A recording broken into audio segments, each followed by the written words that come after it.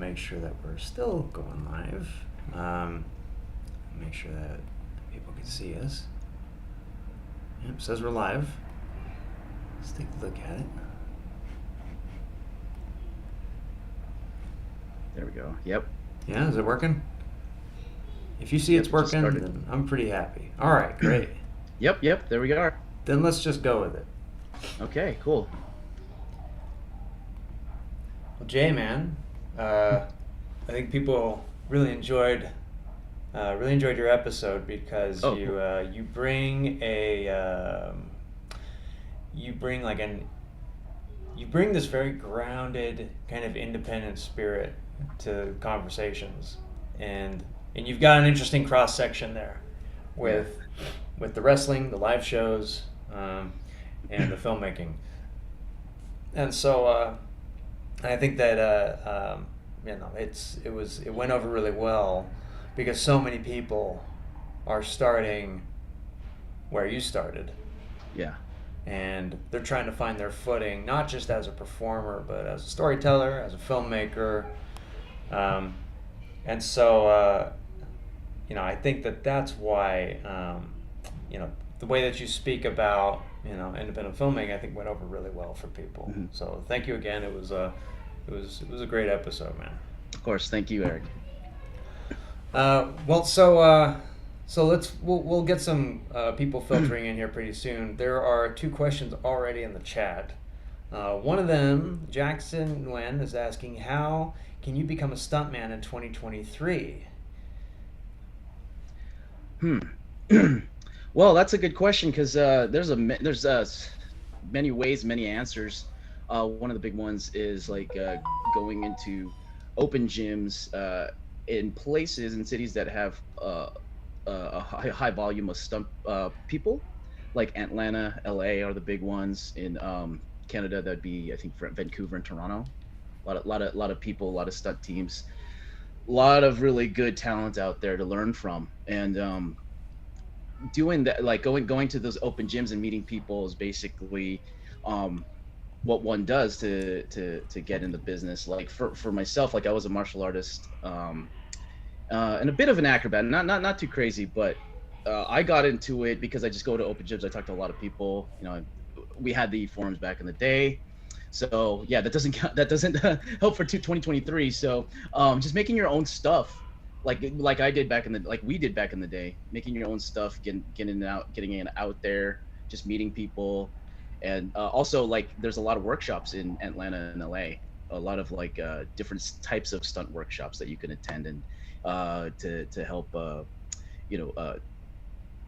with networking and honing your skills in different aspects of the stunt industry. Like there's a lot of like different groups that do like fight stuff. They practice fights, wires, high falls, fire burns, or groups who, like I have a friend, Julia, she's in Atlanta. She does a lot of fire burn like sessions and classes. So that's one way to do it. Just finding these groups, finding these workshops, and attending them and networking with those people when you're there. Can you talk about what kind of stunts can people expect to learn in those environments? Just a lot of different things, just depending on where you go. For instance, if you want to get into car stunts, there's a Rick Siemens course in LA, and it's like a weekend course. You could learn like the basics of stunt driving, precision driving, and then that will help you get into precision on television and films. With open gyms, like you meet a lot of different people. They'll give you like advice, like and other like tips, and also train with you in whatever discipline they're doing. Like a lot of trickers in jam, a lot of martial artists, and a lot of people like just experimenting with fight choreography and whatnot. So you can learn a lot from these people and different styles too. A lot of, especially in LA, there's amalgamation of different styles. You got the Hong Kong purists, you got like this new style, this new LA style, which is it's sort of like a hybrid of like an American and a Hong Kong style is what I'm seeing. A lot of like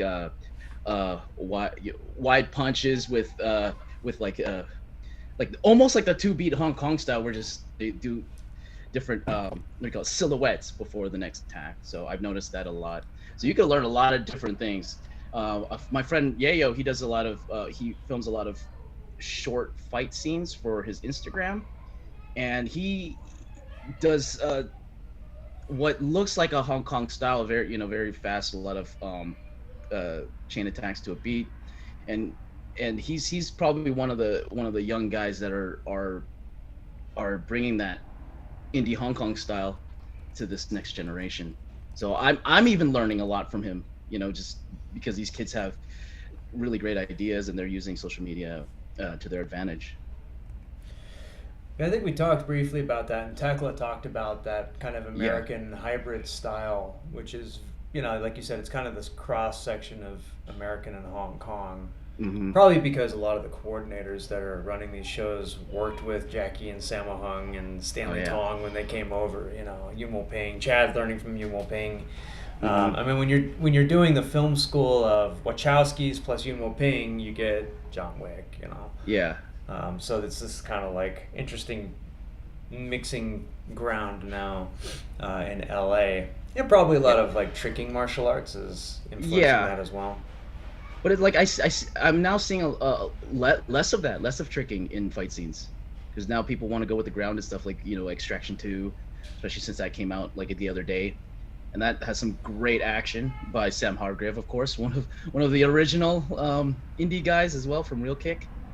Yeah, so Yeah. he's using he's probably one of the best examples of that style, and just Yeah. furthering that American Hong Kong hybrid style into the next generation. Yeah.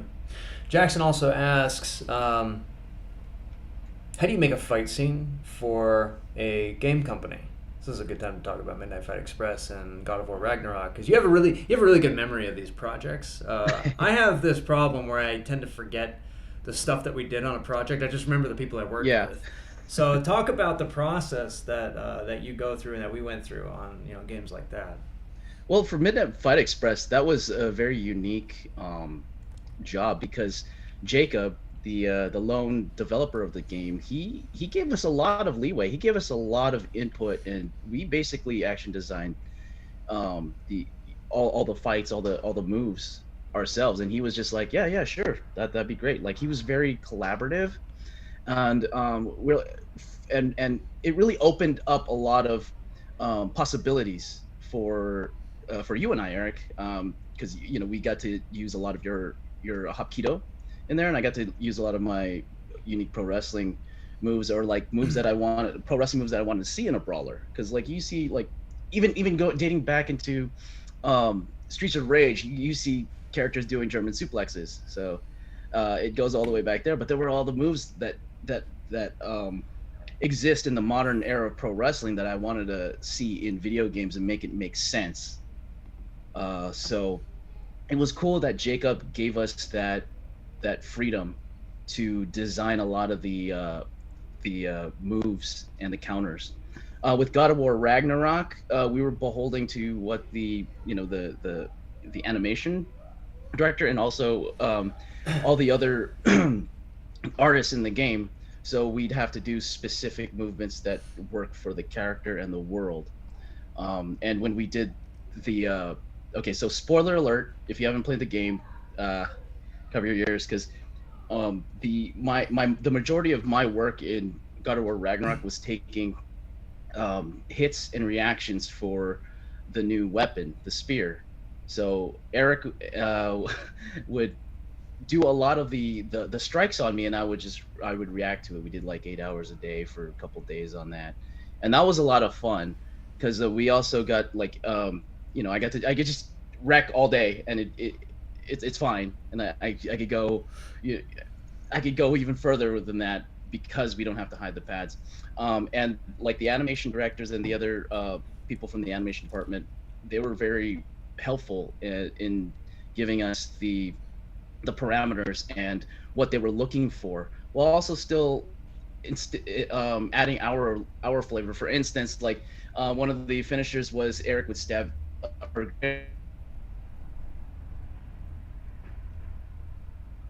the opponent in the head, and I asked if I could slide my head down as yeah, go ahead, put like that'd be great. And it ended up in the game. So I thought that was really cool that I got to add a little bit of that into the finisher. Yeah, that's very cool. Yeah, that's very cool. I mean, when you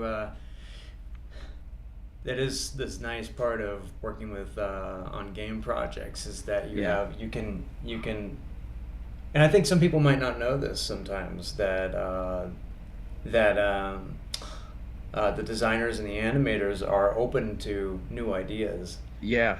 Um, and in God of War Ragnarok, and this is the case with any game, you kind of have to understand the flavor that they're going for to start Hmm. with. With Ragnarok, it was very visceral, very no nonsense. And so I remember when I first started on God of War, some of the finishers that I would come up with were very Hong Kongy. They were like the Midnight Fight Yeah, I Express remember finishers. that. Yeah. And they would, the animators would go, it's nah, it's not gonna. That's a little bit too much. Like, seems like Yeah. it should be more to the point. And that was something that they developed for a long time for Kratos. And Hmm. so as a performer, you kind of got to sync. You got to be able to sync up with that Yeah. and understand the what they're going for. And so and then once you have that, then these ideas come out, like the whole idea of getting head impaled on the spear, and then you sort of Yeah. slide down and get stuck a little bit. They love that stuff because it Yeah. makes it feel like it's there. Yeah, you know exactly. it makes it feel like, I'm thinking now about, like, there's a an attack in John Wick 4. It's one of the first attacks in that movie where a guy gets arrowed through the leg and he falls and he hinges on his leg, which has the arrow stuck in it through Yeah. the wall into the wall. And I was like, oh yeah, that's like really feels like it's there. Right, Uh, yeah. Yeah, I love that stuff too. 'Cause, you don't you don't really think about that on set, but when you watch a movie, you're like, man, why don't this person, why like for instance that arrow of the legs, like why doesn't it get stuck on if it's the velocity is going through and it's close to the wall, why does it get stuck? I mean, that's a fun idea. So I like stuff like that, little things like that, little details. I think the little details make it special. yeah. Not just punch punch, kick kick, or like stab stab slash slash. It's just little details, just make it fun. So Full Metal X 17 asks, Mr. Yeah. J, would you consider revisiting unfinished projects? Furthermore, would you consider revisiting finished projects?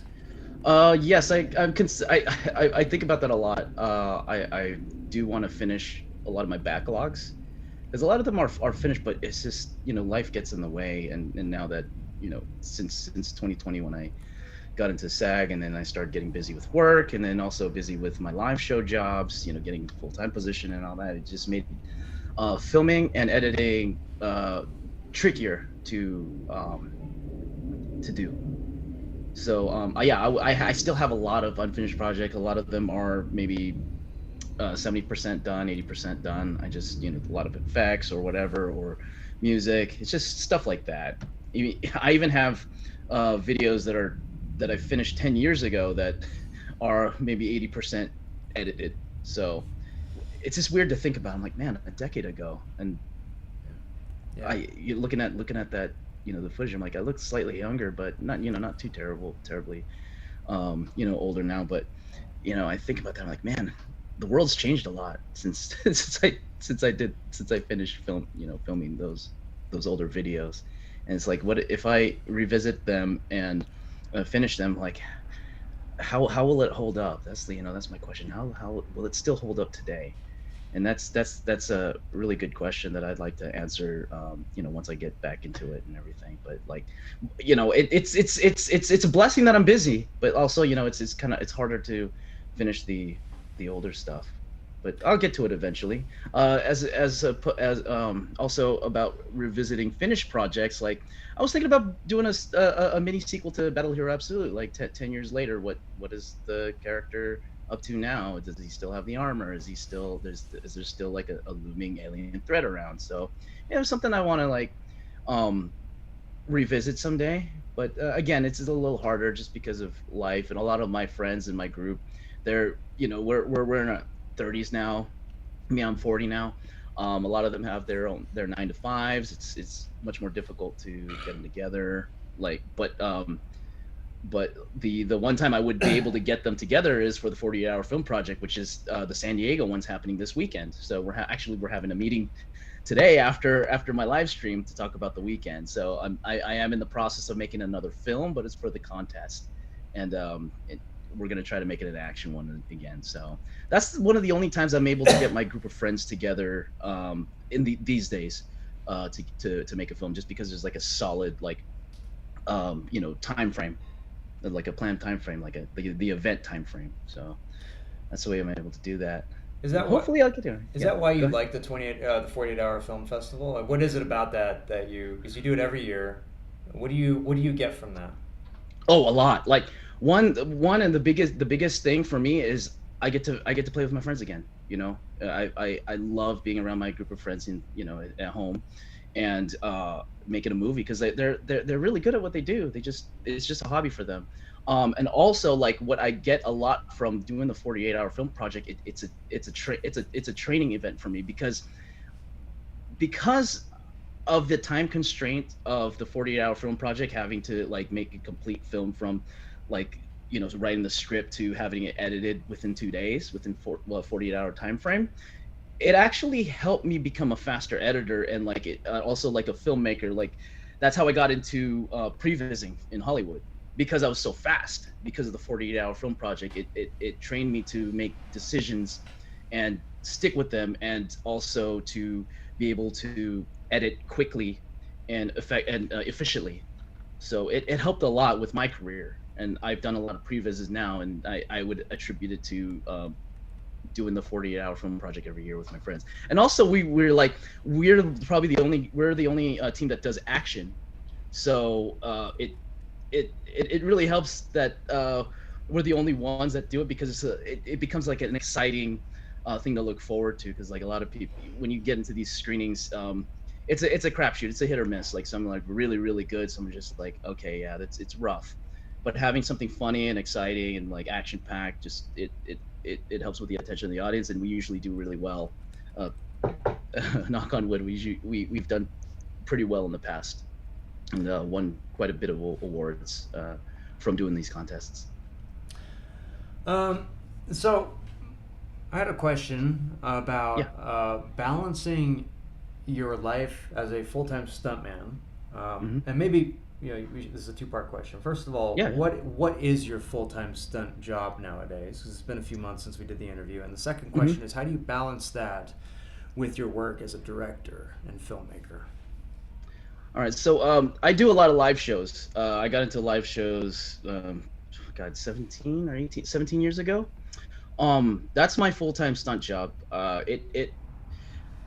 It helps keep me in fighting shape, because it's a job that's constantly uh, active, and it takes a lot of my time, because I I I do multiple theme parks.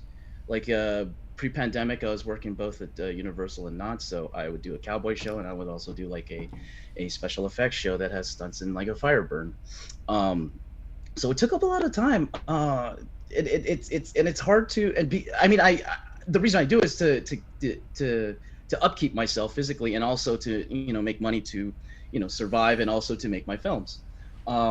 But the challenge, like the double-edged sword in that, is like I have access to a lot of stunt people who want footage, who want to play, who want to work, and actors and actresses as well. But again, the other side of it is, it's like I don't have time to do it. I don't have to get a specific like day off. I would have to get coverage for my shifts and whatnot. So it makes it made it hard to film, to be a director, make films like every other week, like I used to back in college. Sorry, what was the second part of your question again, Eric?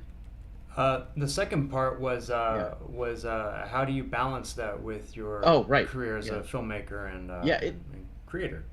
Yeah. It's hard. It's hard to balance, because like I have a lot of ideas. I want to do a lot of stuff, but like, um, doing these live shows, it's especially at my age, it's exhausting, because like you do a full day of work, like 2 3 shows a day, sometimes 4, and then like I do want to work on stuff, but I'm just tired and I just want to play video games. So that's why going back to the 48, it forces me to be creative and get into that mode again. But I would like to get back into that mode. I always told myself, like, if my live shows, if my live shows shut down, I would have time to do my stuff. But you know how life goes, like the curveball. Like when I lost, when my show lost, that's a wrong word to say. When my show shut down at Universal in January, I stayed on as like admin for the stunt company that I worked for.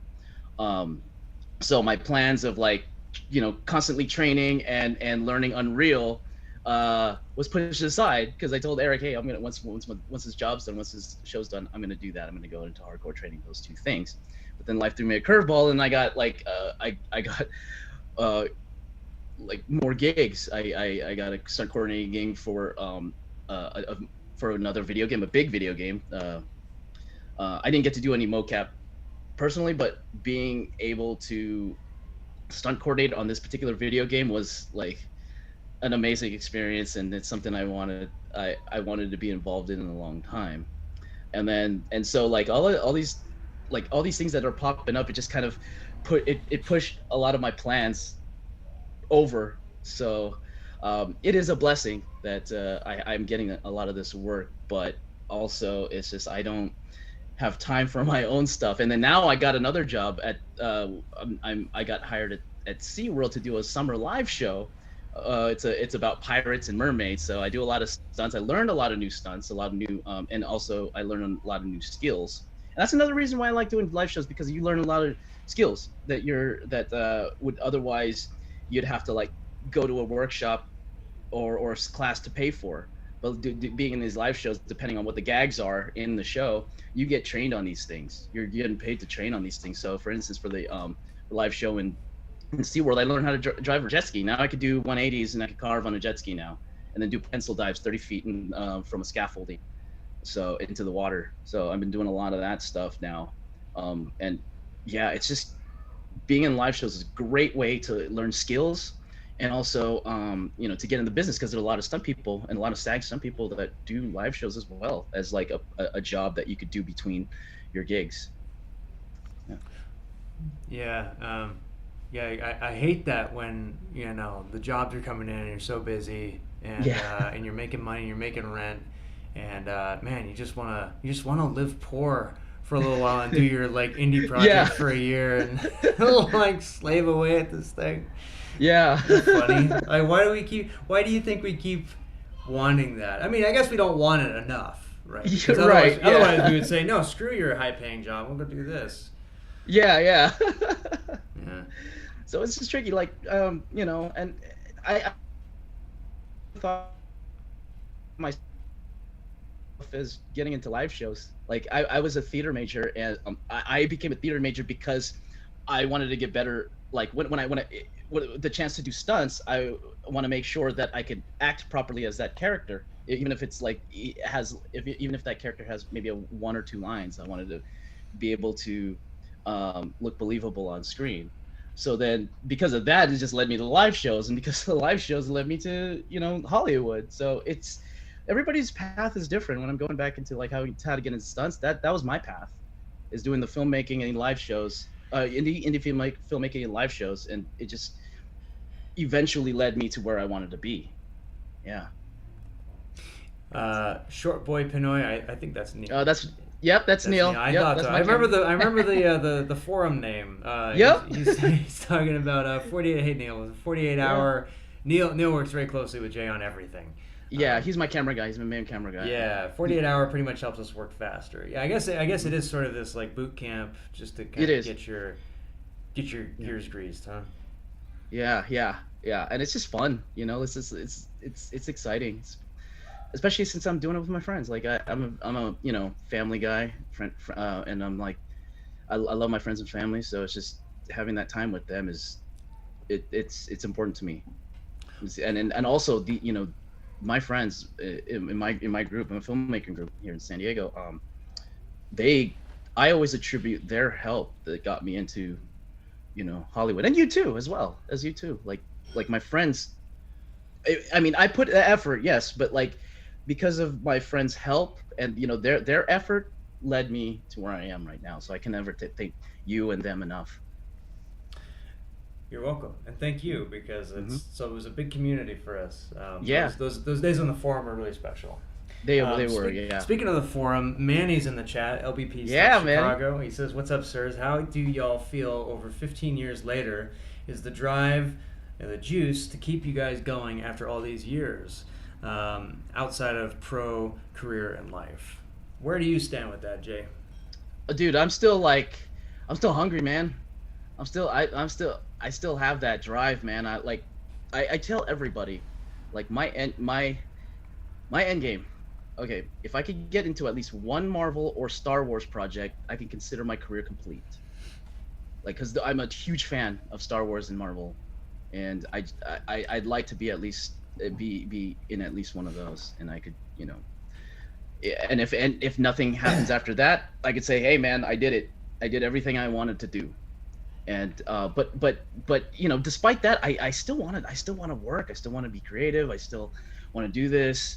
I still want to work on video games and movies. It's just I still have that drive. I still want to make my own stuff. Like for me, it just doesn't end. Like I'm always thinking of stuff. It's just I'm not really good at planning and getting things going. I need a producer for that, and compartmentalize my time better with my jobs and my personal life and whatnot. But yes, drive's still there. I still want to do it. I still want to work with everybody. I want to work with Manny, Vlad, you, Eric, and just everybody else that I've worked with over the years. Because like to me, that's how I like to hang out with my friends. That's how I like to spend time with you guys. Because you guys are I consider all you guys my friends. The ones that I've worked with and met up with. It's just they're paying us to play, like in a playground. Pretending we're Batman and Joker, that kind of thing. So it's still there. I still want to do it. I don't have any like plans to stop right now. But everything that I do, anyways, is all integrated into like the entertainment world. Whether like even like I do Twitch now. I play. I'm a huge gamer, so now I'm like doing Twitch and talking about my mocap experience while playing, or just chatting in general to whoever wants to listen while I play some fun games.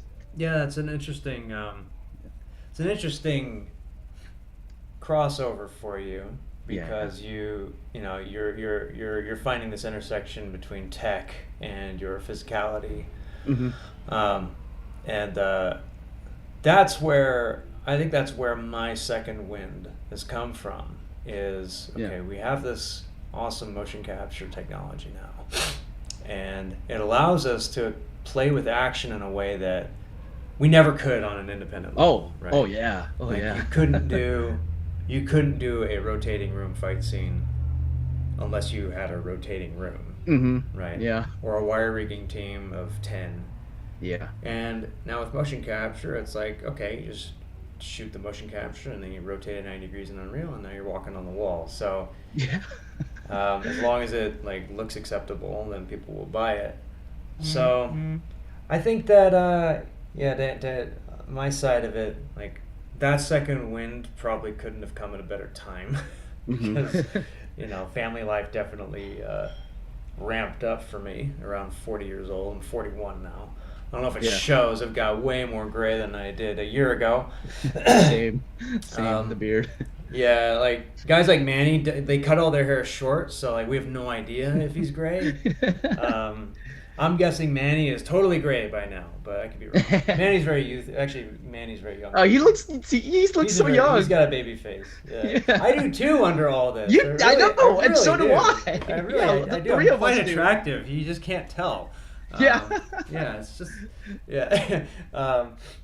But the drive now is okay when you and I think you see it with a lot of directors too, like Yeah. JJ, Clayton, Chad, Sam. these guys making their move from being a stunt coordinator, second unit director, Yeah. to becoming a full-time director is how do we now use storytelling and whatever skills I bring whatever that might be, and then craft something that's very unique and very physical. And I think that's where where a lot of us now kind of have our sights set. Yeah. It's interesting watching Wick 4. I wrote about it on a community post on YouTube, but what makes Wick stand out is not just that it's directed by a stunt guy, because stunt guys have directed before.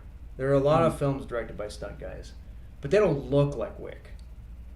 They don't feel like Wick. They don't have the storytelling of Wick. They might be very kind of like straight to home video B style. Yeah. Fine, then that's all good.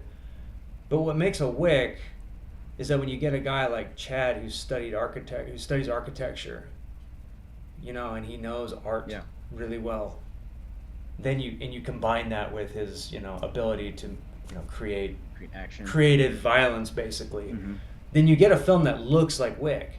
And the average person is not going to be able to put their finger on like what works about that movie. It's just the whole package works, because it doesn't look like a B film. It doesn't look like it doesn't look like a stunt coordinator went and like got $1 million to make a movie. It has its own unique look. Yeah, because the cinematography and the lighting is amazing. Yeah. It's I don't know what Chad's process is, but from listening to his interview, like he studies a lot of cinema, lots of cinema, a lot of cinematographers as well. He knows what he wants. He knows what he's doing. He knows where to place the camera. He knows how to light. Like, it's just stuff that he picked up over the years, I'm guessing, because it's different. I mean, it's gorgeous. All 4 movies are gorgeous. And it's like, wow, do you have a Roger Deakins in there? But no, this is not Roger Deakins lighting it or anything, or lensing it. Yeah, I mean, even sometimes the lighting doesn't make sense. Like in Wick 4, there's a scene at the Japanese hotel where there's people playing taiko drums inside this art gallery, and then there's these lights that are just like they're just these layers of lights, and I think if you were just to think of that rationally, it doesn't make sense for it to look like that. But a lot of lighting and art design doesn't make sense. It doesn't really work like that. What makes more sense, like, it only makes sense as a packaged whole. Right. And and when you come away from Wick 4 of 3 hours of this, you're like, I just went through a nightclub with like gunfights, and it feels like this it feels like a Disneyland ride or something. And so anyway, that is sort of I'm guessing that that's one way that people find their second wind in this business, is to take it to the next level, bring what you have to the table, and don't just copy the aesthetics of the last guy, right? Because look, everybody just copies things, right? Everything is just a copy. But you got to look at what they're copying, right? You look at what JJ did with Day Shift. You look at what Clayton did with Creed. And they're pulling this from Rocky, and then they're pulling this from Hajime no Ippo. You're pulling this from your life living in Koreatown and as a father, and you're pulling this in from knowing the Union, and there's a lot of things that you pull in, and you're pulling the cinematography in from this thing, whatever it was, right? And so you're copying everything, but you're not just copying one guy, right? You're not just copying a single thing. You're copying. You're really like, you've got a library of references. You're saying, I like the wardrobe of this, the cinematography of that, the story of that. Does it all fit? No. Then maybe we swap this piece out. Great. Now we've got a package. And then when you combine those things, like, even if you just combine 2 things that have never been put together, it's brand new. Nobody's ever seen this before. Nobody's ever seen judo with a gun. Nobody ever saw, like, it seems so obvious now that it's been done. Right. But, like everyone in the stunt, everybody in the stunt world was punching themselves, kicking themselves, wondering, why didn't I do that? Of course, it's so obvious. But that's the thing, is that you have to take 2 things, not just one thing. You don't just make John Wick again. Right, yeah. You don't just you say, I like John Wick, and you just make John Wick. Nobody will watch it. Nobody cares. You have to say, okay, I like John Wick, but then I like cooking shows. I don't know. Yeah. Whatever it is. There's a free idea. Somebody take it. Yeah. And those things go together now. And it's like, oh, nobody's seen that. And everyone thinks, I should have thought of that. And it seems so simple, but it's when you take two ideas that mix together, things that you love. Yeah. Yeah, I mean, like, going off of that was pretty much the bread and butter of Jabroni Pictures.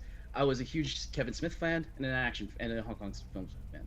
So a lot of my work has like Kevin Smith style humor, but also the big thing that I took from Kevin Smith was his universe, because he, like, before the MCU, he had the View Askew universe with Clerks, Chasing Amy, Dogma, Clerks 2, Jane Silent Bob Strike Back, Clerks 3, Jane Silent Bob reboot. They all belong in one universe, and a lot of the characters cross over within films. So I did that with my work, but also using the Jackie Chan style, the Hong Kong style, Not right now, buddy. Donnie Yen style of action. And then also I would, because I'm insane, I added Battle Hero Absolute, which is a completely different web series, and included that in the Jabroni verse. So there's Not right characters now, that kid. cross over from that work, from the different, the shorts that I had into Battle Hero Absolute. Now they're part of that world, so it's all integrated in one thing. So that's where I got the Jabroni Picture style from, is from the Hong Kong and the Kevin Smith style of filmmaking. So yeah, you talking about this, just that really exemplifies the style that I've done in the past 20 plus years. Yeah, it totally makes sense. Yeah. And I think we all saw that, and that's what was so fun about the forum, was that you had, all these like ragtag people. By the way, we have Accidental Spy here. He's That's Mark. That's my director. Almost Good Films. He's here. I remember Mark. Yep. And did I stay at your place, Mark, at one point in San Diego? I can't remember. Was that? No, it was at, you stayed at what's his name? We filmed there. Ty. Ty's place. Yeah. All right. Never mind. Place. Yeah. But everybody on the forum brought their flavor. Mm-hmm. Manny brought this Chicago style pizza, and I had this NorCal pizza, and you had San Diego pizza. And Vlad had this Russian LA pizza, Belarusian. Yeah.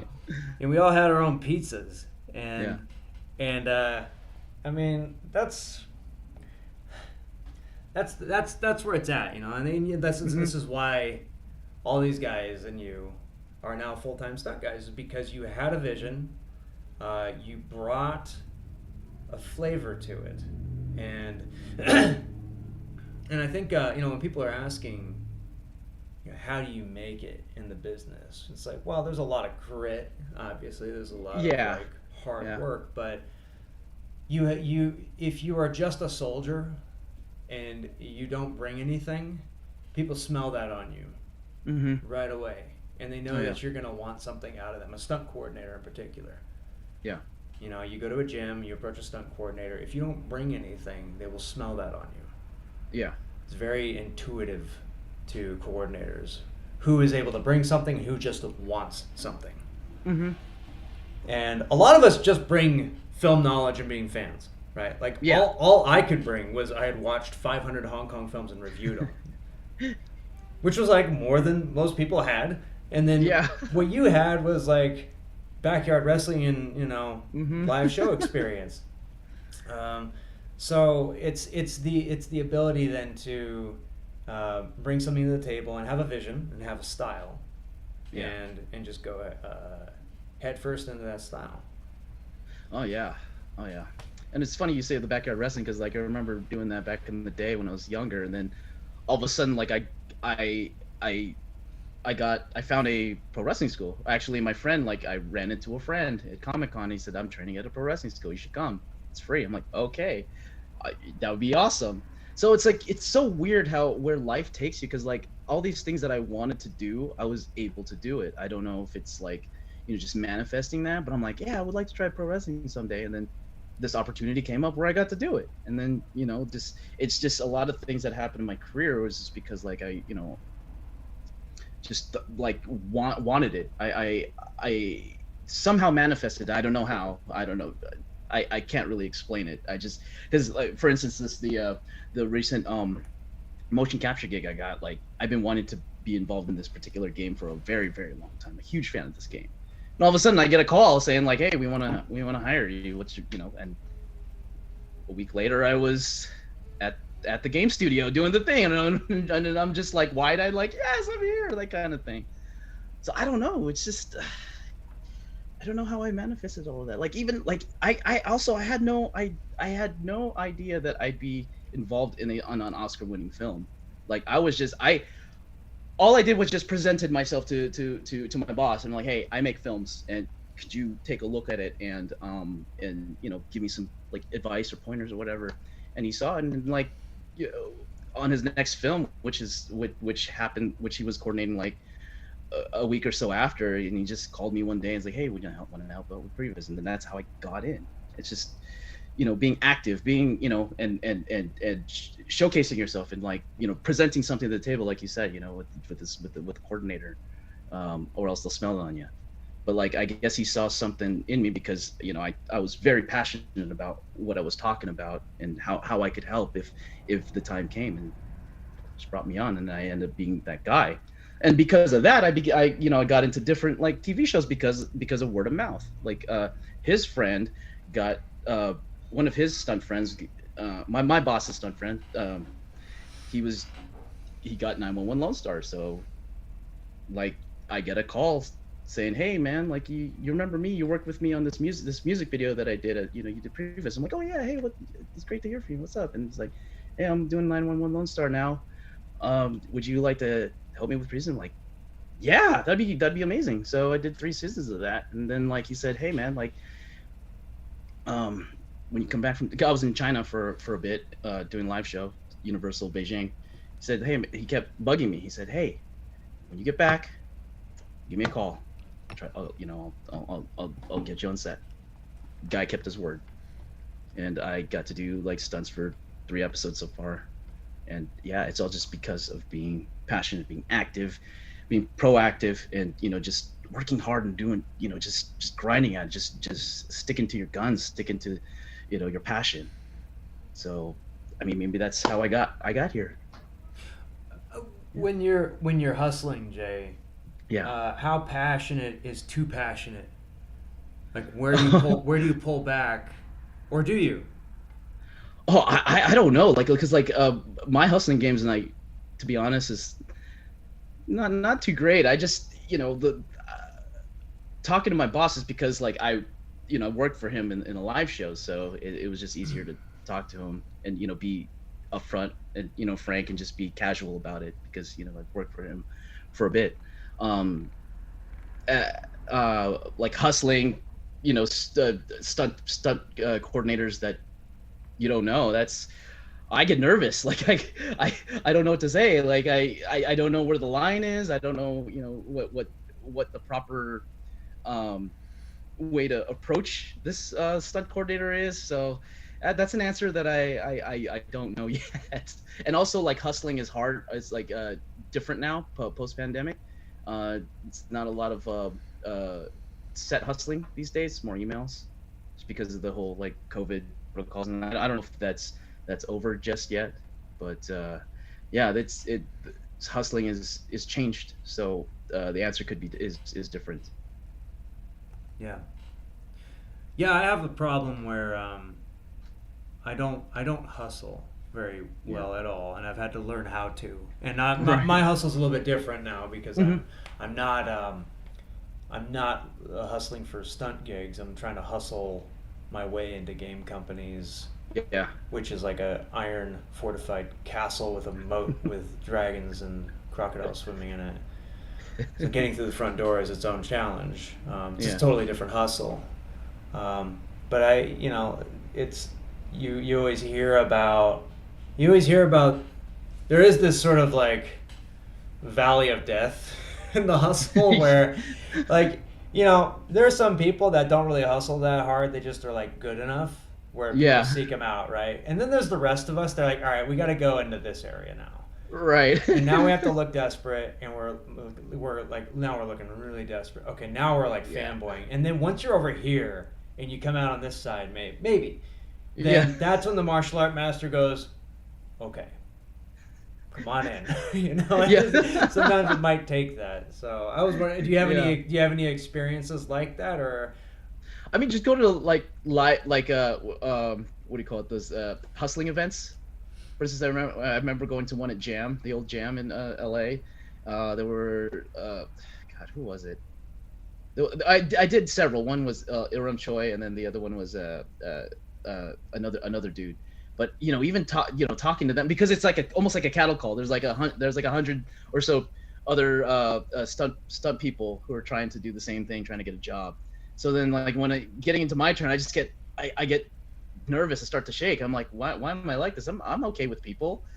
I'm confident with my abilities and stuff like that. And then trying to tell them my abilities, and I suddenly forget like that. Like, oh, what style of taekwondo, or are you ITF or WTF? And I'm like, I know this answer, but why can't I say it right now? No, I'm what World Taekwondo Federation. Yeah, that kind of thing. I still don't know which remember taekwondo I did to this day. Yeah. I still have to call my old school. I mean, was your stance like this? That's ITF. No, it's a little bit more now. Okay, that's WTF. Yeah, what WTF is it? It's a good acronym. I think so. Yeah, I know, right? I think they changed it recently because of the because of the internet. Because of the internet. Yeah. Rocky P, known as Rocky on the forum. I remember Rocky. Yeah, man. He's asking, do you think live show experience helps you with filming long one takes for action sequences? Yes. Yeah. Because theater is just one take, and I've been a theater performer, in high school and college, so it really does help. Because I also learned how to, memorize a lot of lines, pages and pages of lines. So it does help. It does help a lot, especially doing live action shows where you have to remember strings of choreography throughout the 18 to 20 minute show. So it's great training. It really does help in a way. Yeah. I don't know how to go further than that, but like, what do you think about wrestlers in general and how they transition from wrestling into films? There was a few, right? There was like John Cena and RVD, and The Rock. Rob Van Yeah, Dam and Batista. Batista, yeah. Yeah. You notice a lot of them does at least their signature move at least one film. At least one film. Yeah. Like The Rock, he does the rock bottom in one of them. I mean, like, them transitioning to film. I don't know. I actually want to know that answer, because I think didn't Vlad work with Jason Statham and The Rock on one of the Fast movies during like one of the prison fights or something? So I don't know. Where is he? Is he in the chat? He should be in the chat. Where is this guy? I know. Where's Vlad? There's a forum reunion right now. Yeah, right. DL McD is here. Dan. Yeah. Dan's here. A lot of people from the forum. Dario's here. Dario did my server for years. Oh yeah, I remember that. Back when you Great had to guy. have stuff like that. Yeah. Let's see, what other questions do we have? We have another lurker from the forum, Mark Anthony. Behemoth Mark Anthony. As a lurker on the forum too, for the most part, only celebrates Wait, that's from a distance. I think that's Mark also, because like he works for. Yeah, that's Mark. Because I see his profile picture. That's from RG Day 2000, one of the 48 hour film projects we did. So that's also Almost Good Films. Mark. Yeah. Very cool. Films. Yeah. Watch Distance, Gratifying, Seated. Oh, he switched to Hollywood. Yeah, well, I mean, you helped with that, Mark. You've been my director for a while. Like, I can't thank you enough. You're one of my favorite people to work with, because like Mark knows a lot about Hong Kong cinema, just cinema in general, and he's great. He's great with knowing where to place the camera. He knows how to talk. He knows how to work with actors, stunt people. Very action oriented. I love working with him. With Mark, we always have a great time shooting stuff together. Rocky left a comment here. He says, Gusto in the game industry. I got a character into Tekken 8. He says he didn't get paid for it. I'm curious which character this is. Yeah. Be interesting to hear about. Oh, Ken Kidogwa's here, man. Oh, man. Ken! I think we have Ken. more forum people than non-forum people here. This is pretty cool. Yeah. I think I had one. Didn't I have a fight with you, Ken? Yeah, I had one fight with you, I think. Oh no. Either that or we were a team. It was like in one of Vlad's older films. But yeah, that was the one time I got to work with Ken. I've always loved working, watching Ken in old Zero Gravity stuff, and also the current stuff. So back in 2001, I'll say this publicly. And I interviewed Ken. His episode is in awesome. the editing process right now, and Bao as well. And back in '01, I was watching Zero Yeah, Gravity. Blaze. Yeah, I was watching Zero Gravity short films in 2001. Now, I actually had started doing stunt people before I saw Zero Gravity. So I think Zero Gravity was around since like 98, 99. Mm-hmm. And I think in '02 they released Title Pending 2. Oh yeah, that was a game changer. That game, and I remember because I'd been doing stunt people for a year, Yeah. and I thought we were so tough. Like I thought we were so good, man. Like we were doing like 8 moves, and I fall back. I was like, oh man, we're the best. And then Title Pending 2 came out, and I just went, oh. Yeah, their And, speed and the amount of moves within one. Yeah, and then Kid Gusto came out soon after that. Yeah. And I just went, okay, like ooh, I have to do something. This is not good. I was like so intimidated. First of all, I got to learn martial arts. That's the first thing I got to do. And so I did that. I got to learn filmmaking, and then I think within like a year, all those guys were in Hollywood working. Oh yeah, working yeah. on, like Pirates I was and like, all this. yeah, it was Aaron. Yeah, Aaron was Yeah. like one of the first. Aaron got into Pirates, and I heard stories from my coordinator. One of my mentors. He was in the first Pirates, and they're like saying, like the residuals on that were insane. Yeah. For stunt people. Yeah. Yeah. So yeah, those early days of like there weren't many people doing this back No. then. It's just a handful in the world. Yeah. Yeah. But like Zero Gravity was like they were like the bar basically Yep. at that point, and we were all trying to catch up. And I remember like with Kid Gusto, I remember like wow, the camera moves in that were very dynamic. Yeah, Pong Yin, like, the filmmaker, shot that one. Yeah, it was so good. It was so like I think a lot of the current generation have like remnants of that kind of style of camera work because I see it a little bit more nowadays. Yeah. I think they had a fisheye on that, and Yeah. it was really dynamic. Mm-hmm. And I was a fan a lot of the folks in Zero Gravity, but like I was able to work with Carrie Wong like decades later, and he helped me out with the Harley Quinn fan film. He was my stunt coordinator / fight coordinator. Yeah. In that. Yeah, some of the other guys who were out there at the time, there was Quoon. Oh yeah, I remember Quoon. Quoon was 98, 99. They set the bar for like production value. Yeah, production value. Yeah. Yeah, because I think Todd had a laser company or something, and so he worked with Onassis, who had the martial arts school, and then they. Yeah. And then Todd was just funny, so they did kung fu comedies. Yeah. So there was them. There was Ara Paella. Ara Paella, yeah. He's still out there. Bless that man. He's still doing it? Still directing movies, man. Oh wow. Good for him. You just look him up on IMDb. He's busy. And he's kind of that Jackie Chan style, Yeah, very much. Yeah. I remember his older stuff, like even like watching those clips and like, man, that is so Jackie Chan style. Yeah. Like it's almost to a T. Yeah. But I think it's such it is so legacy now. I'll say it in a better way. That stuff is so old-fashioned now that it's kind of like when our parents would watch westerns. Yeah, I was thinking about that the other day. Yeah. Like, yeah, dang, we're the old school guys now. Yeah, and I used Oh, man. I used to come in and I'd see my dad watching westerns, and I'd be like, "What do you even see in this? Why would you watch this? Why don't you watch Ninja Turtles?" Right? And my dad's like, "I don't want to watch Ninja Turtles. This is better." Yeah. And then we're talking about Hong Kong films that are now 25 years old, at least 25 years old, between 45 and 25 years old, and there's a lot of folks in the new generation who have never seen any of those movies. Mm-hmm. They don't care to. They only watch the new stuff, and as we did back then, right? But the foundation was very Hong Kong for us. Yeah. And I think that we talk a lot about like all the guys that I've talked to, Vlad, Manny, you.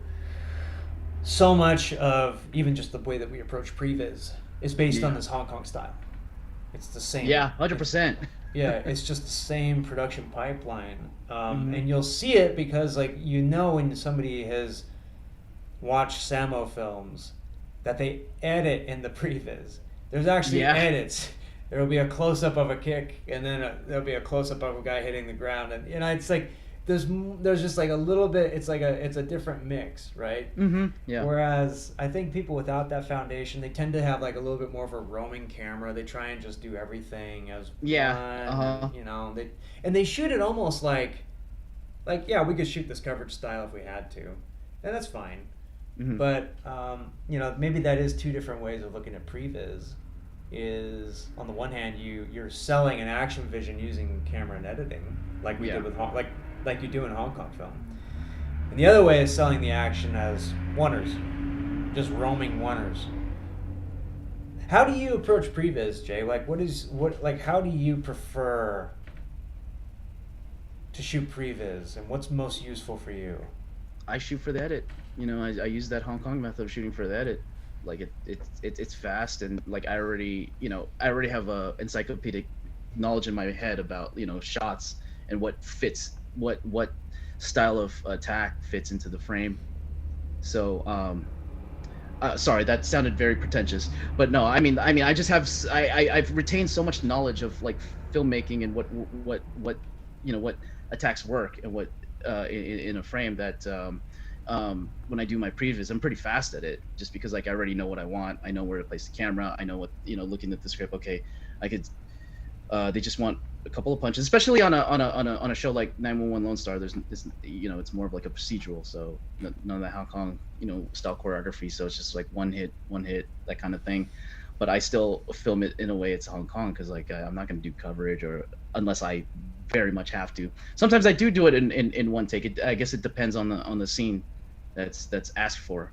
So um, when I do that, when I do all that previs, I just revert to shooting for the edit, because it's the most practical and efficient way to do it. And especially with these kind of shows, they don't require like 8 moves in succession in one shot. You just need to do a couple punches, do the what do you call it? Get the characters situated where you need them, and that's it. And producer and hopefully the producer and the stunt coordinator and the director are happy with it. And usually they're very, in my case, they're very responsive, and they give me like great notes, or they give me great compliments, and it's really cool. Like it's a fun for that particular show. It's it's fun to work on, because I don't really have to like worry too much, because everybody's just on point, and everybody knows the style and what they need to do, what we need to do to accomplish the product.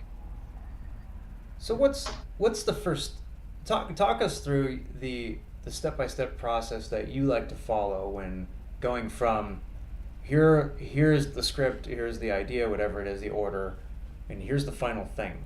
So do you there's this great documentary about Yeah. Miyazaki and Studio Ghibli, and the way that he storyboards. I couldn't tell what he was doing, but Mhm. there are these shots of him in this documentary where he'll be sitting there, because he'll sort of storyboard a little bit. He'll just kind of Yeah. start animating, but he'll storyboard a little bit, and then he would sit there, and he had a stopwatch in his hand, and he would close his eyes, and he'd do this, and then he'd hit the stopwatch, and then he'd draw, and he's timing the shot.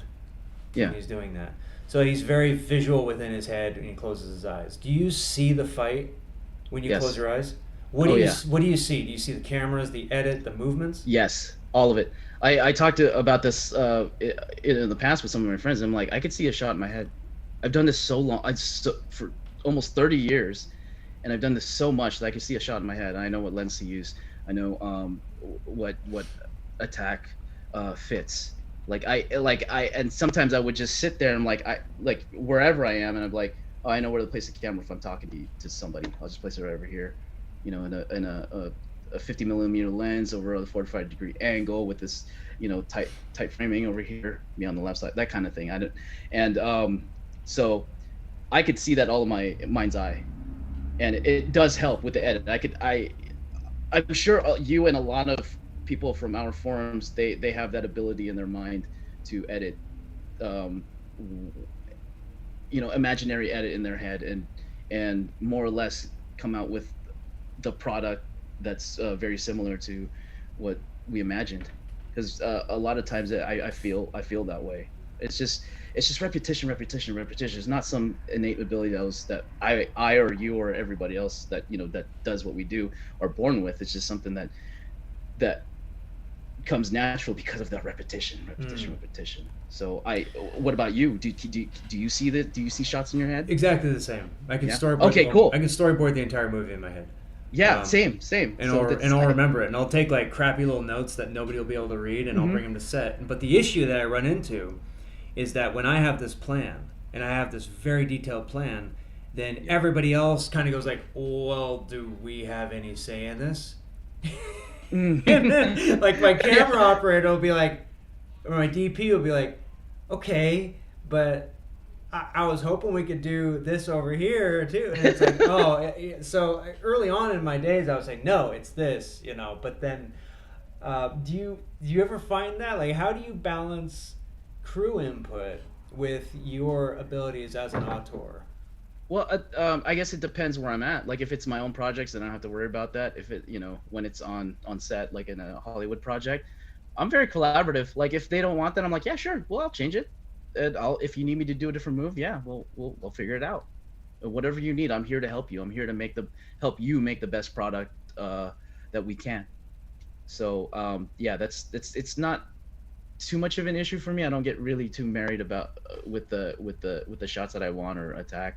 For instance, I did a pilot, and on set I was talking to the camera operator. And I'm like, hey, like if the punch doesn't work, I could change the punch, or I could change the angle of the punch if you want to stay in that camera, if you want to stay in that position for your camera. He's like, no, I could change it if you want. I'm like, hey, let's we'll do whatever works best for the shot for the film. And I like those collaborations, and I was just very fortunate to be working with this particular camera person on this particular project. So yeah, I don't have any, I don't get too worried about that. But like I do on my own projects, yeah, I want to make it the way I want to make it, because I want to save all my ideas for myself sometimes. You wonder sometimes if guys like Christopher Nolan and James Cameron, who lens themselves, you wonder sometimes if their job is easier in a way, because they get to just imagine the entire movie and then just do it. Yeah. Like Nolan, I don't know if I think Nolan lenses his own films. I think so, because I always see him behind the camera.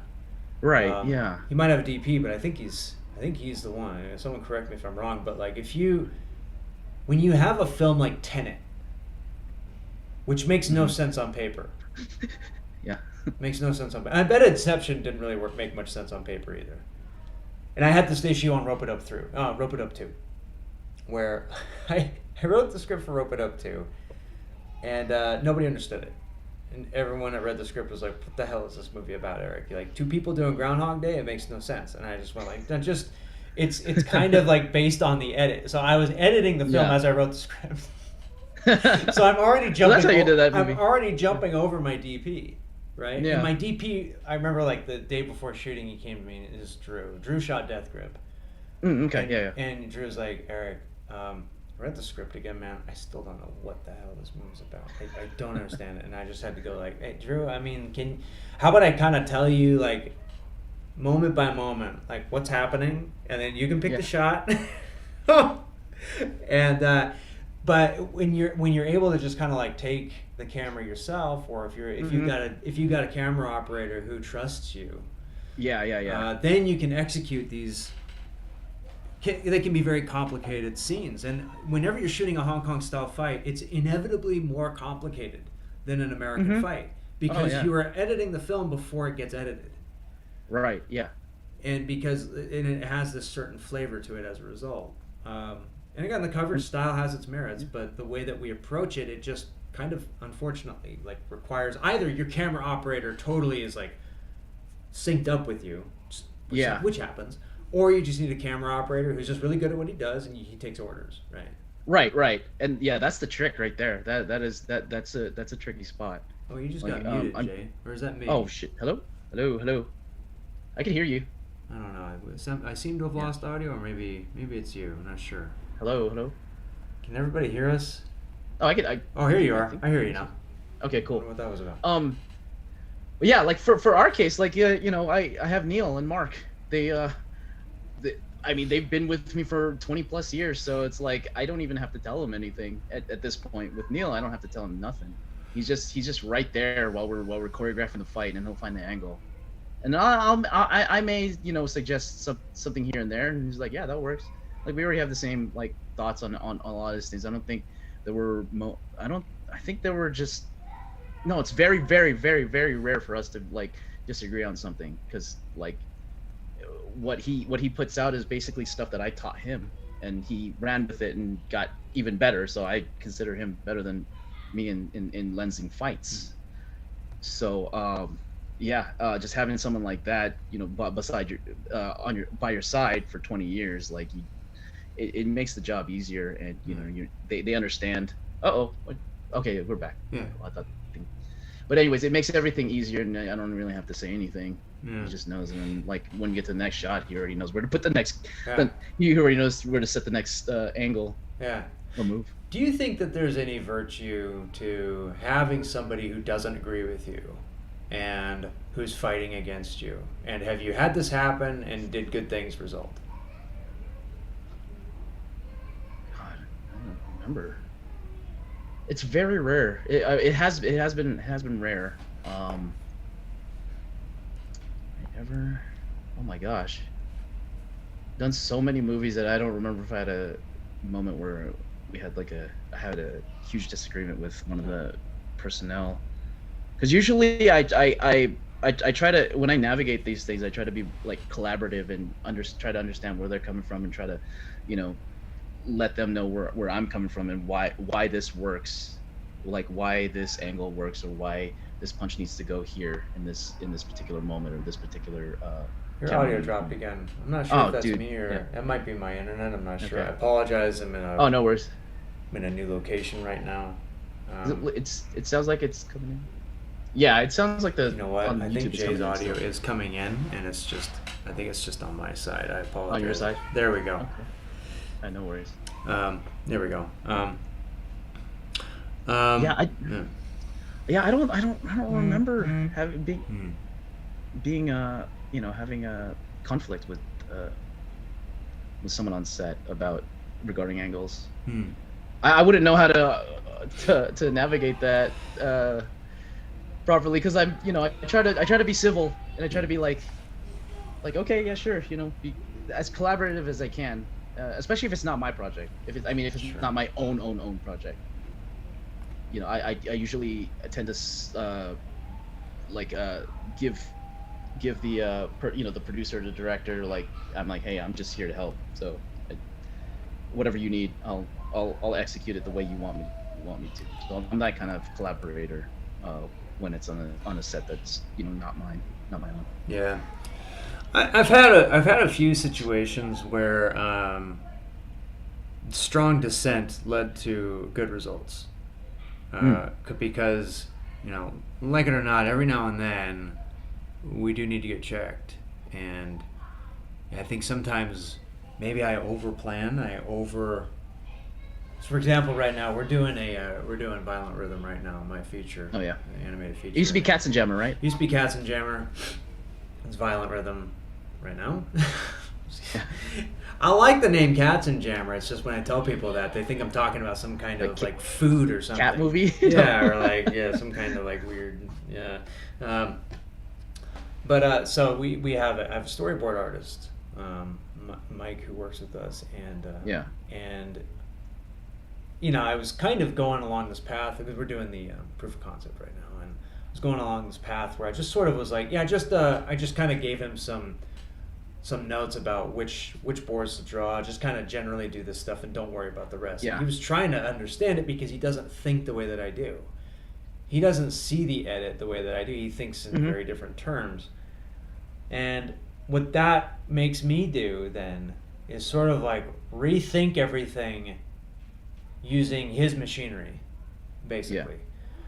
And like there, and also like working with Clayton, for example. Clayton has a very different way of thinking through action scenes. To him, it's all story.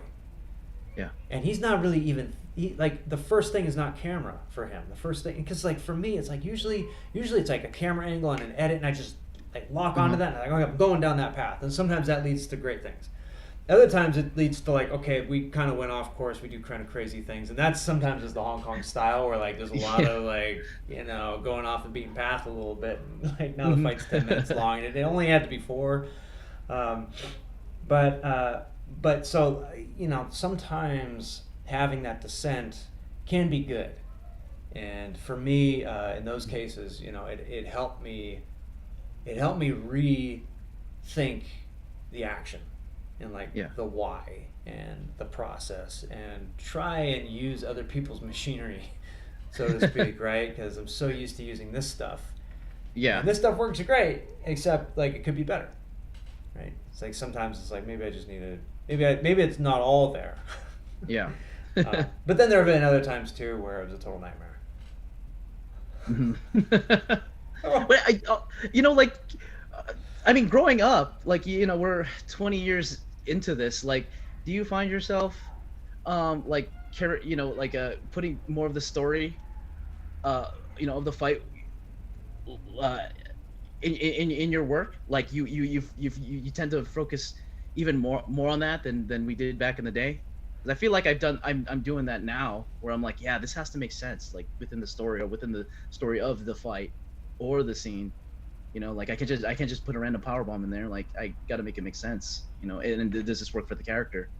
Like, would he do this? And what's the context of him, doing a power bomb on somebody? That kind of thing. Yeah, Like, Clayton came up with a term when we were doing the action previs for Heart of a Champion, which is now called The Heart. Mm-hmm. And it was a boxing movie from 2015. I think it got released like 5 years later or something. Okay. And we were trying to make this underground fight scene, and the first thing we started doing was like I'm taking the camera, I'm going like, okay, we should shoot this fight, and then Khalid would do, I'm gonna do this punch, and then Freddie said, oh, I'm gonna do this block, and Clayton's just like, everybody stop it. It doesn't matter what the punch is. The punch is a punch. What is the story? And he kept on doing that, and it was driving us nuts until we finally realized, like, oh yeah, we have no idea even what we're choreographing. Like, we don't know who these people are. Right. Like, who is this guy that is fighting? We just have like people throwing punches right now. Okay, so let's back up. And what I ended up taking from that was that action design becomes movement design, becomes character design. Oh yeah. Yeah. You're and right. so I've started writing like a document on this for my company, called it's just on action design. It's called right now it's called Action Design is Character Design, and it's how we approach game motion capture, where it's actually really easy to throw an attack in a game. It's really easy, but it's really hard to stand there in an idle stance if you don't know what this character is, if you just don't understand the character. And so it's almost like the idle stance is like the black belt level course. Like if you have a good idle stance, then like, okay, now you're getting somewhere. Anybody can throw a punch. Right, yeah. And like anybody can do a fall down, but not many could do like create a character, not just like, oh, I'm a fighter, but I'm like I'm this kind of fighter, Yeah. I'm a Yeah, exactly. And so I think that then if you approach action design from a character design standpoint, not only do you now have a much wider breadth of options as a designer, like now you can do disaster movies, you can do romantic comedy at that point, right? If you're talking about if there needs to be a scene where a groom runs after the bride, like design that, and that's an action scene. And I think like that's why action designers, we all start from like we just want to do punches. We don't even know how to just stand there. Right? We all do the same thing at the beginning where we punch, punch, punch, punch, punch, and then when it comes time to have a close up on us, we're like, ah, ah, we don't even know how to stand there. Yeah. We can't just be like, all right, right. You know, we can't just be there. And then over time, as you transition from action design to movement design to character design, then it becomes easier to tell kind of a story through movement. And then that's when we get interested in other genres. And that's why you get action designers who are like, they go and direct a romantic comedy, and everyone's like, "What are you doing?" It's like, because that's kind of action design. Yeah. Because Yeah. every action scene is a response to a crisis, and it's just a matter of now, like, well, how does a character respond to a crisis? And really, every scene in a movie is conflict. It's some kind of crisis. And That's so why we have a movie, because we need there's a conflict. exactly. Without the crisis, you don't have a movie. You don't have a story. You don't have an event. There's no keyframe there. Yeah. And that's all movies are, like, you know, these moments of crisis and how characters respond to these crises, and then how they disagree about that and how they come together or they don't. And that becomes like really interesting to a seasoned action designer who's like, you know what, I'm going to solve this problem with language now. Yeah. So yeah, I think that I think one of the greatest action designers ever is Takeshi Kitano. Oh, yeah. Just one move in the fight scene, and that ends the fight scene. And I think like a lot of stunt performers, like, they love those movies, but they don't know how to do that Yeah. because they don't get character design. Like, we're too much thinking about, like, how do people The move. fight and punch. Yeah. Yeah. We're thinking too hard. Like, we're too dumb to get that there's more to it than that. Mm-hmm. You know? Like, we're too inexperienced, right? Because we all gravitate toward that at the beginning, and then so that's kind of like, that's how I apply. That was really long. I apologize. This is an interview with Jay. No. I want to hear this. Should be a co-starring Eric Jacobus, not starring. Sorry. But the you know, using that character, finding that character, and then applying that to everything from the punch to the fall to standing there, and then at some point when you're directing, it has to apply to him doing dialogue, and it has to apply to him doing his first kiss. It has to apply to him driving a car. And if you can't do that, then you have a crap movie. You might have good action scenes, but you'll have a crap movie, and nobody will watch it. Right. So I think like it has to be like, I remember Chad talking about just directing in general, and he was very interested in just directing dialogue. And at the time I was like, why do you care about dialogue? Just have him fight. I'm talking to the guy who's going to direct John Wick in a year from then, right? Like, make the biggest action film of all time. And of course he's onto something, because he knows how character, and that's how Clayton was in JJ as well, is that they think story first, character and story first, and everything is really downstream from that. And if you're not thinking in terms of story, it's just going to kind of look the way that it always is. It's going to fall apart. Yeah. You just have a muddled, unfocused film. You know, going on that, like, you know what helped me a lot with motion capture? I took a mime class back in college, and I used some of those techniques, like, that I learned. Talk about that. I'm interested in that. Yeah. Well, it's like, traditional mime is this, right? You know, you're doing that kind of thing, but it helps you with your imagination. It helps you create these characters, and not only just, you know, with this, you know, with the invisible wall and all that stuff. It's all about, like, your posturing and the character. I learned clowning, and clowning is within mime. It works the same way. You're exploring, and you're taking your physical. You're doing a very physical storytelling.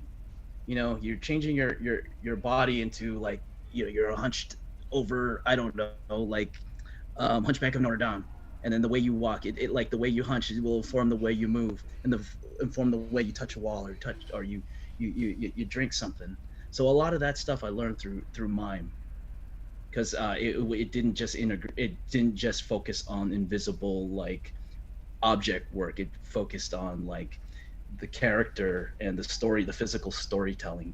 And I think a lot of that helped me with my idling and posturing for the creature work. Like, when I had to play, like, the Draugrs, or for one of the scenes, for one of the when I was pulling Atreus out of the cabin, Like I got into like the Draugr stance, you know, and then it informed the way I moved, informed the way I pulled you, and because we don't have the cabin in there, like because of my mime training, like I could visualize where this window is, where the walls are, and how to, you know, grab you in a way that it made sense to that environment. So it really helps with your imagination, and and I think like if performers were can you should probably, you know, take a mime course. It really helps. It really helps with the physical storytelling. Did you see anybody in there struggle to have that sort of imagination, or do you think, like, does it just come with practice, or It some comes people? with practice. Yeah, it comes with practice. Um, it was a long time. Damn, that was 20 years ago. Yeah, 2003. I remember. I did a piece where I was fighting myself, like Fight Club style. So and also Evil Dead 2 style, where my hand was in control and I was like pulling my hair, throwing myself over the table and stuff like that. And I ended up getting a good grade because like it was, you know, I was telling a story with my my physicality, and all that mime training helped me, you know, separate. Oh, this hand is a creature now. It has a mind of its own. It's gonna fight me.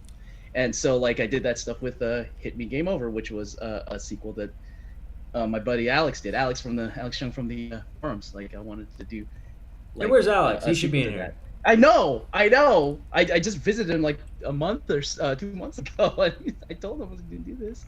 Yeah, but anyways, yeah. So like that mind work helped me with like fighting myself in those movies, and also with that piece that I did in mime class where I was throwing myself, you know, with fighting my own hand, like yeah, I was grabbing my hair, throwing myself, punching myself, and yeah. So if you have a chance to take a mime class, it really helps you with the physical storytelling.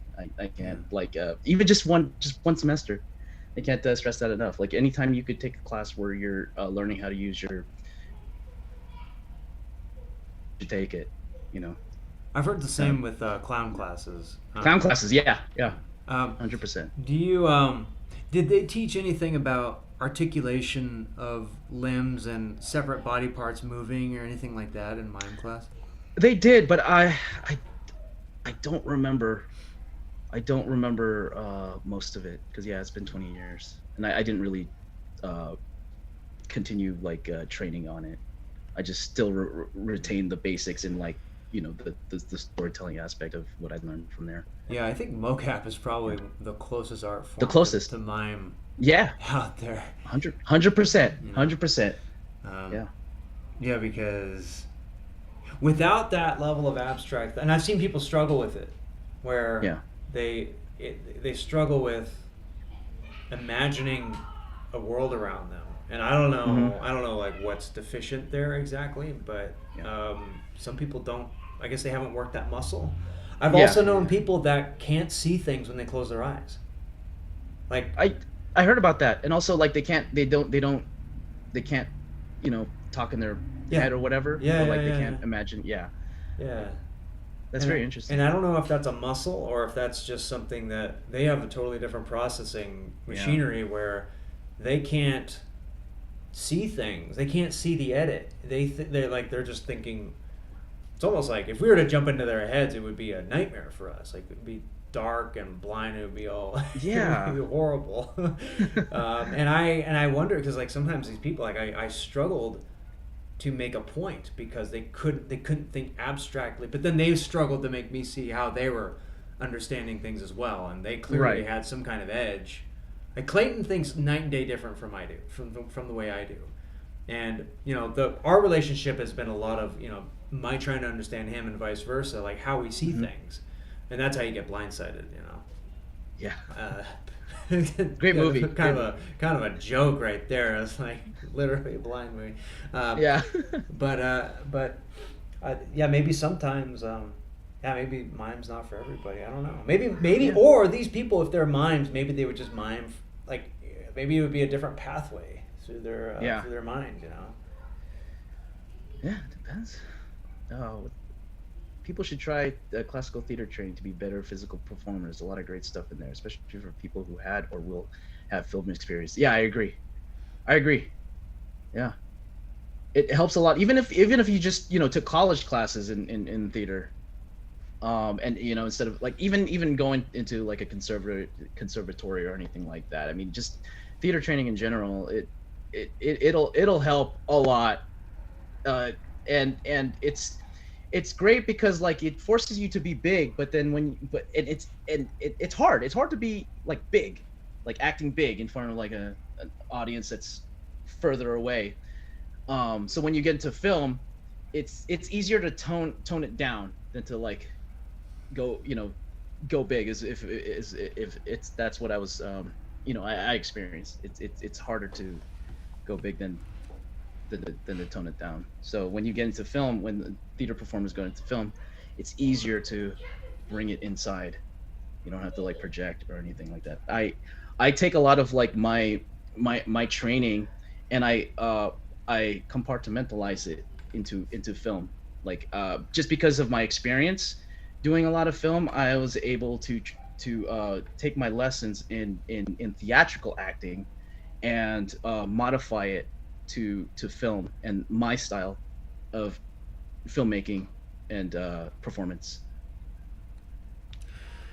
Yeah, I think that's it's crucial too because you have to understand how attention works Yeah. with the audience, and that's really, I bet stand-up comedy And focus. in focus, exactly. Yeah. This is Yeah. probably what stand-up comedy would probably be good for this too, because anytime you're trying to deliver to an audience, like you sort of get in tune with what they're paying attention to, and it's like a live feedback.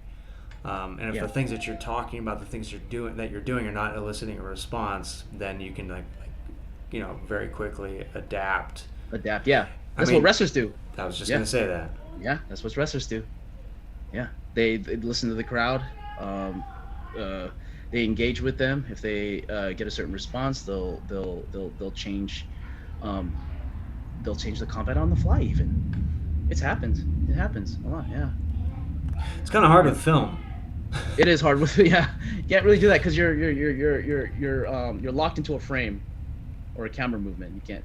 There's not a lot of room for improvisation, like in physical improvisation for that matter. In wrestling, you could do a lot of physical improvisation through signals and communication. But when you're making a film, though, are you imagining the audience responding as you go? No, I don't. Yeah, I just focus on what's in the frame, what I want to put on the frame. Because basically, when I make my own films, I'm making them for me. First and foremost, like I want to, see. I want to make cool shit that I wanted to see, and also I want to see myself doing it to be a little bit like to be a little bit selfish, once in a while. So, but like the audience, for me, the audience response is like that's their whatever the response is like is their response, and it's my job to put out the best product, and if they don't respond to it the way I expect it, or if they don't like it, if they like it, that's fine. I always like to move on and improve after that. So I just wait for the end product when I put it out there and see what the audience thinks about it, and then I'll go from there. I'll either regroup or just try something different or improve what I thought might work. Do you do test screenings before you release? No, I don't. Yeah, I don't know why. I just well, I remember back the day when I did like certain big movies that bigger short films that involved a lot of my friends. Then like we would have I remember having a screening, at my parents' house when I lived there at the time. And a lot of our friends would come over and watch it and whatnot. But that was only a few times I've ever done that. And in like a theater, no, I just don't have the budget for that. Yeah, but I just like to just finish it, put it out there, see what the responses are, and then go to the next one, whatever idea I have next. When you're doing a longer project, do you bring daily edits to show your crew, or do you're just gonna shoot No. and you're gonna edit it at the end? Okay.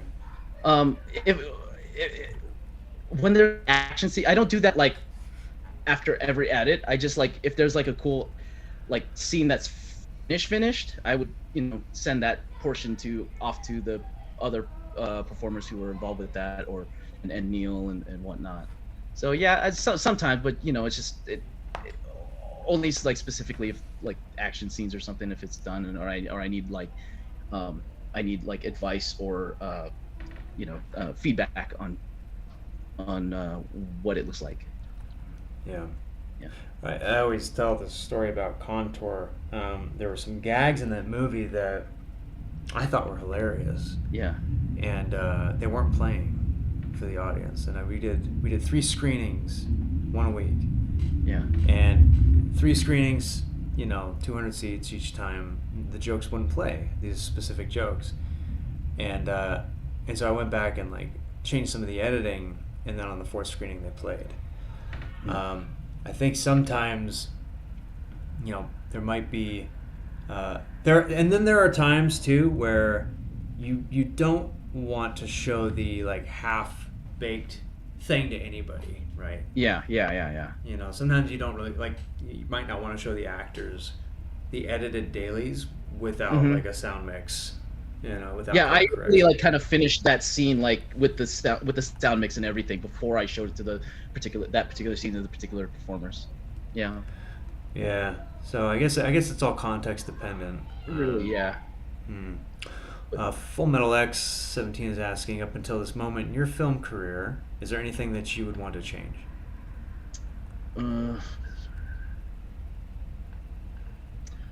I don't know, because a lot of the stuff I've done in the past, in terms of my work, led me to where I am now. If there was one thing that I'd change is like, I would flip the script on like me doing live shows and more like film, because film's my passion. I mean, I do love doing live shows, but live shows has been my main source of income and my main source, my job for almost 2 decades.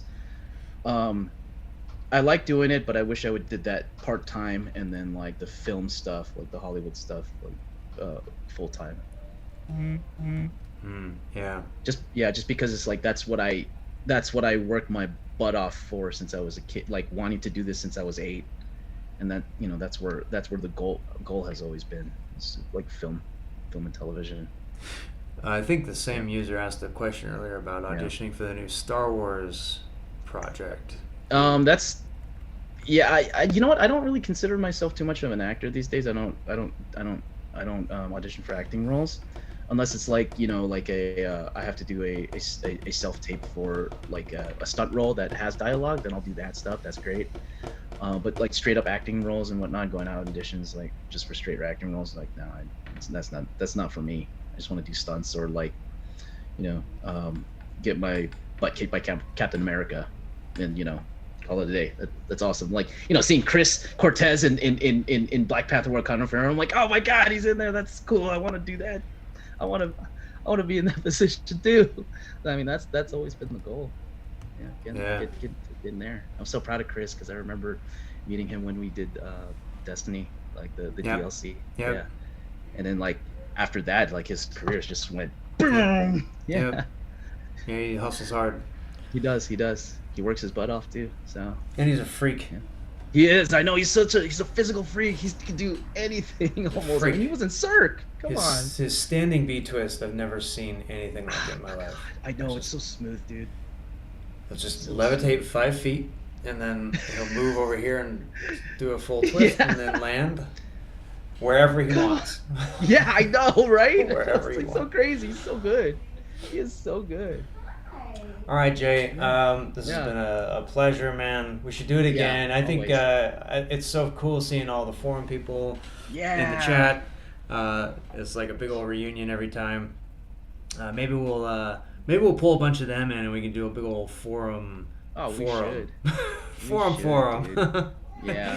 And because like I said to you like many times, it's just so cool to see a lot of us in the old forums like running Hollywood now. You know, or they're working they're working constantly in the industry. I mean, that's where we all wanted to be, and we made it just because of a sheer hard work and just being, you know, amazing collaborators, and you know, just assisting each other in ways that you know, just the support Yeah. and everything. So it's really cool. I mean, I'm still glad I'm friends with you guys after 20 plus years, and it's just so thrilling to see where we are now, what we're doing, and where we're going from there. Absolutely. So And yeah, I mean, so it's thank you all, for that. yeah, well, it was a community, and Yeah. I just made a website, and everybody came. You know, Yeah. it was really easy on my part. All I had to do is make sure that, you know, people weren't tearing certain, you know, users apart limb from limb. Yeah. That's all I had to do. But I think that the thing that united us, and I think that what's still gonna work today for anybody trying to get into the business, is having a real passion for what you're doing, Mhm. and loving the work. And just being cool to people, Yeah. you know, Yeah. just being cool. Yeah, like there were a lot of people who were doing it for money, and we Mhm. could smell those people a mile away. Oh yeah. But those of us who just did it because we liked it, we liked the Yeah. work, we liked the grind, because we like the process, we like the people, Mhm. we like learning, and I think that that's ultimately what's going to make you thrive as a stuntman or stuntwoman. 100%. And I try to tell like all these young stunt people that exactly. That's how you make it. Exactly that. You summed it up perfectly, Eric. Jay, thank you. Thank you, Eric. It's always awesome talking to you, man. Yeah, man, same. And we'll get some more of these forum guys up on this on these action talks as well. Oh yeah, I would love that. We got a whole list of them, and we talked about also doing this indie action documentary, and Mhm. I think that It's gonna have to happen. I think that it could happen. I think we could even previs with a Zoom, like just do Yeah. a Zoom interview style, previs the whole thing, and then we could just shoot it properly, you know. Right. Yeah. But I think that the legs of the project would be, you know, how so many of you guys now are, like you said, you're kind of running the business. Yeah. You know, Especially and Manny and Vlad and Manny, Andy. Vlad, and Andy, and Sam. Gosh. You know, Yeah, and- and Sam. Yeah. Of course. You Of know? course. So Uh, crazy. I'm proud of all you guys. I'm so freaking Way to proud go, of all you guys. everyone! Yeah. You've made the world so much more entertaining. You've made action so much better. Oh, yeah. We're a far cry from where we were in the early 2000s. You Yeah. know, because Let's work together. Yeah, the Hong Kong guys left, and Americans were like, "Oh, what do we do? Oh, we'll just shake the camera around." Well, and then a lot of us were like, "No," you know, a lot of the No. forum guys came in and they said, "No, we're bringing the camera back, and we're gonna edit intelligently," and they all have crazy stories about how much of an uphill battle that is, and you hear like Vlad talking about how he is moving up in TV and like trying Yeah. to make TV action work, which is crazy in America. Mhm. It's Right? crazy. Yeah. So And same with Manny, and it's so also like it's so funny that like Manny and Alex are working together now, like and they worked on Titans. Like that's Yeah. crazy to me. Like Yeah. we're all crossing over in the professional realm now. yeah, It's so yeah. cool. So let's get it all documented, Yeah. and let's put a documentary out so people know the truth. Yeah, and let's still work together, but you know, Of course. like on the big stage, let's still keep making it happen. Let's still make it happen. Let's go. All right, man. Yeah. Good talking. All right. Likewise. Thank you. Yeah. Keep rocking it, dude. All right. You too. See All right. y'all. See you soon, Thank brother. you. Bye. All right. Bye, everybody.